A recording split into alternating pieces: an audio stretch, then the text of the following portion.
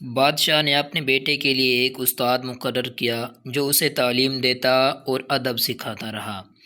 جب وہ بچہ زیور تعلیم سے آراستہ ہو گیا تو استاد نے اسے بلا کر بغیر کسی جرم کے سخت سزا دی۔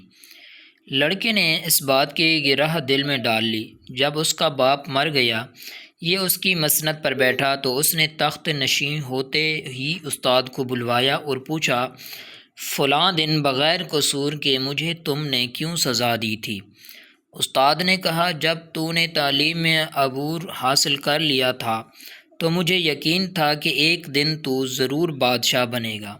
سوچا تجھے تھوڑا سا مزہ سزا کا بھی چکھا دیا جائے تاکہ تو بھی کسی دوسرے کو اذیت نہ دے اور نہ ظلم کرے۔ اس نے کہا، اللہ تعالیٰ تجھے جزائے خیر دے۔ پھر انعام و اکرام سے رخصت کیا۔ اگر کسی کو سمجھ آ گیا تو کمنٹ میں ضرور بتا دینا۔ شکریہ۔